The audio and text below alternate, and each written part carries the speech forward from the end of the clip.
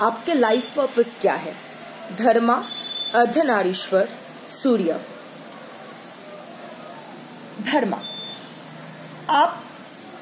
आपका life purpose ये है कि आप लोगों को उसकी कार्मिक साइकिल क्लोज करने में मदद करते हो, सबकॉन्शियसली या अनकॉन्शियसली, कॉन्शियसली नहीं, क्योंकि लाइफ पर्पस हमेशा सबकॉन्शियस में या अनकॉन्शियस में ही रहता है अनटिल अनलेस हम लोग अवेकेंड होते हैं और फिर ये रियलाइज करते हैं। ऑफ कोर्स आज की वीडियो के बाद से आप जब जान जाओगे कि आपके लाइफ पर्पस क्या है तो आप भी उस हिसाब से ही आगे बढ़ोगे। तो धर्मा का कार्ड आया है, विच मीन्स आप लोगों को उसकी कर्मा रिलीज करने में मदद करोगे।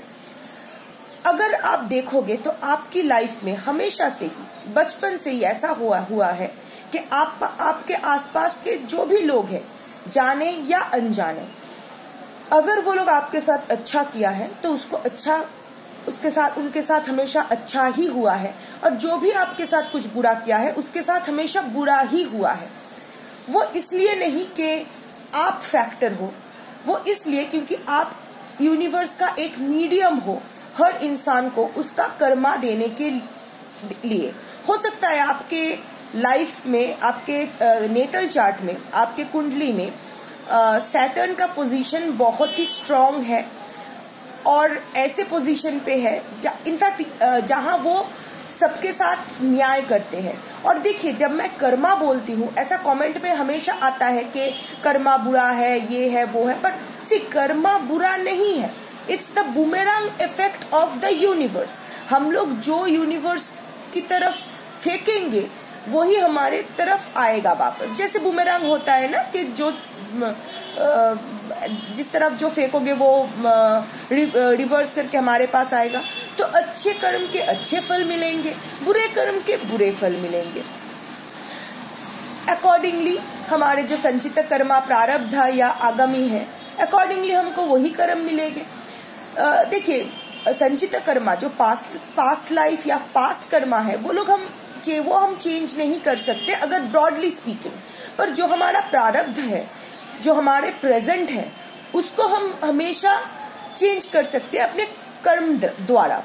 यानी कि क्योंकि हर प्रेजेंट मोमेंट कभी ना कभी पास्ट है, कभी ना कभी फ्यूचर है। सो प्रारब्ध को ठीक लोगों की जो प्रारब्ध है उसको सही करने में आप लोगों को मदद करेंगे। शायद वो लोग आपको ताना मारेंगे अगर उनके साथ कुछ बुरा हुआ तो, शायद एक्नॉलेज नहीं करेंगे आपके साथ अच्छा हुआ तो, पर आप उसके परे हैं, उसको लेके आपको कोई टेंशन ही नहीं है।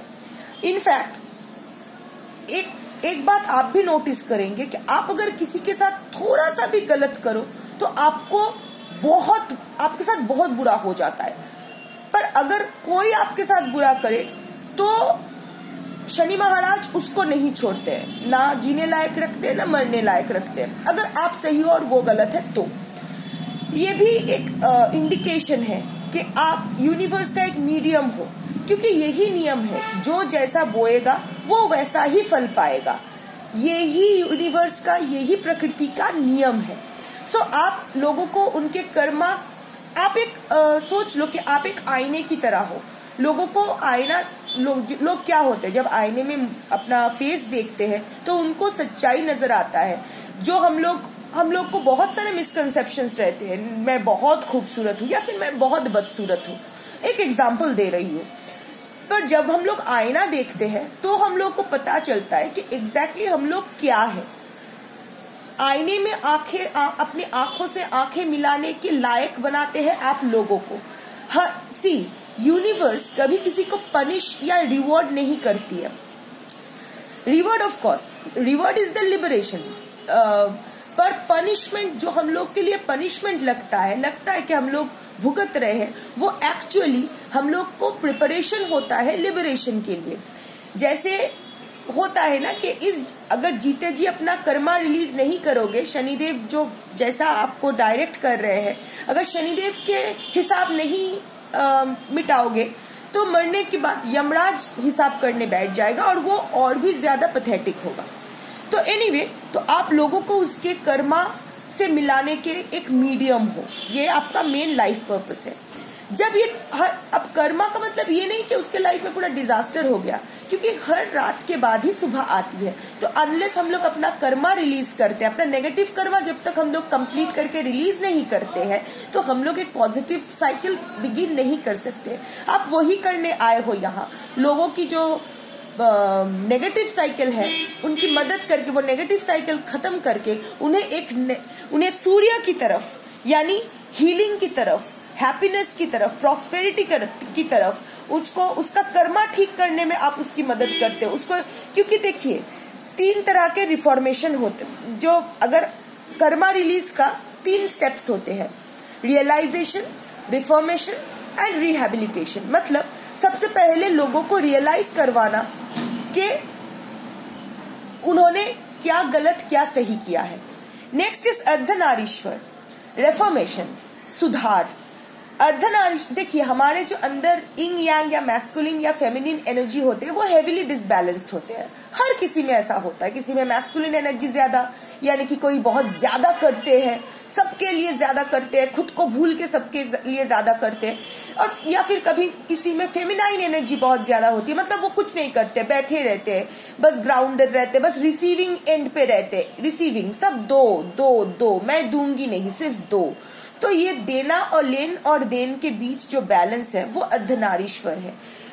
जो बुद्धि और सत्ता में, जो सोल एंड माइंड के बीच जो बैलेंस है, ब्रेन और हार्ट में जो बैलेंस है वो अर्धनारीश्वर है।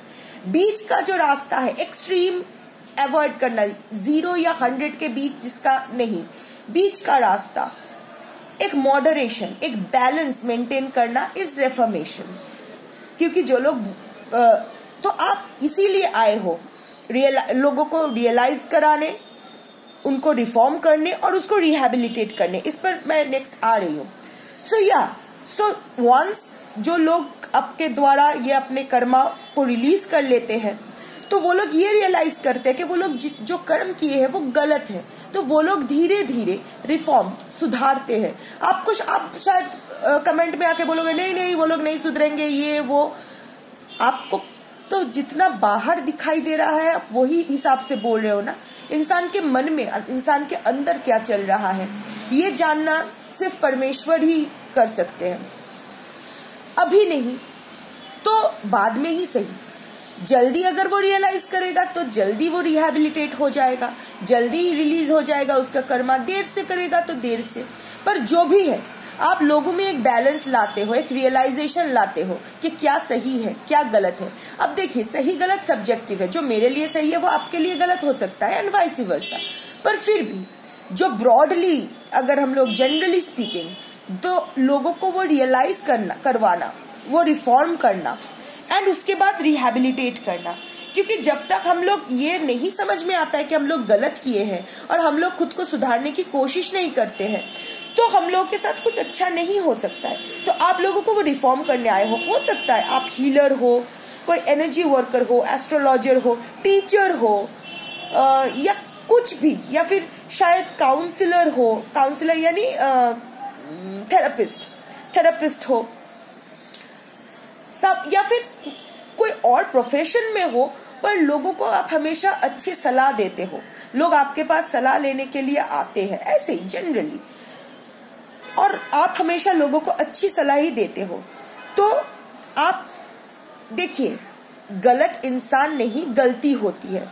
तो जब इंसान कोई गलती करता है तो वो गलती को सुधार के, जब वो इंसान सुधर जाता है तो उसको फिर से मेन स्ट्रीम में लाके उसको लाना होता है। क्योंकि शर्मिंदगी, गिल्ट, रिग्रेट ये लेके इंसान को हम लोग नहीं छोड़ सकते।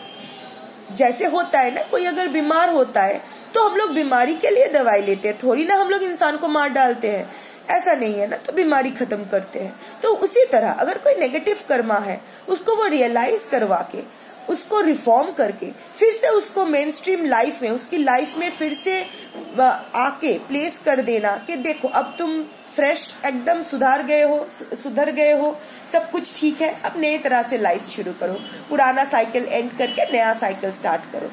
आप यही करने आए हो, लोगों को अच्छी एडवाइस देने, उसको हमेशा, आप बहुत फॉरगिविंग नेचर के हो, शायद भूलते नहीं हो, पर अभी भी जिसको अगर आप किसी को कोसते भी हो ना, तो अंदर ही अंदर आप उसके लिए फुल्ली नफरत नहीं फील कर सकते हो, क्योंकि आपको कहीं ना कहीं पता है कि ये इंसान नहीं, उसका कर्मा करवा रहा है, उसका जो पास्ट कर्माज है उसका ही रिजल्ट है, या और मेरे भी जो कर्मा है मैं वो भी भुगत रही हूँ या उसके लिए रिवॉर्डेड हो रही हूँ।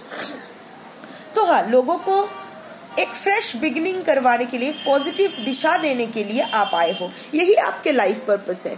अगर आप थोड़ा सा पीछे जाके अगर आप ये आपके लाइफ के साथ मिलाने की कोशिश करोगे कि आपके लाइफ के अभी तक के जो एक्सपीरियंस है उसके साथ आप इसको बिठाने की कोशिश करोगे, तो आप देख पाओगे कि हाँ, आप हमेशा यही करते आए हो, लोगों को रियलाइज करवाते हो, रिफॉर्म करते हो और फिर अपने लाइफ में रिहेबिलिटेट करते हो।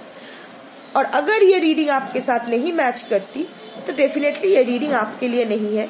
जिसके लिए रीडिंग है उसके पास ये पहुंच ही जाएगी। Thank you for watching.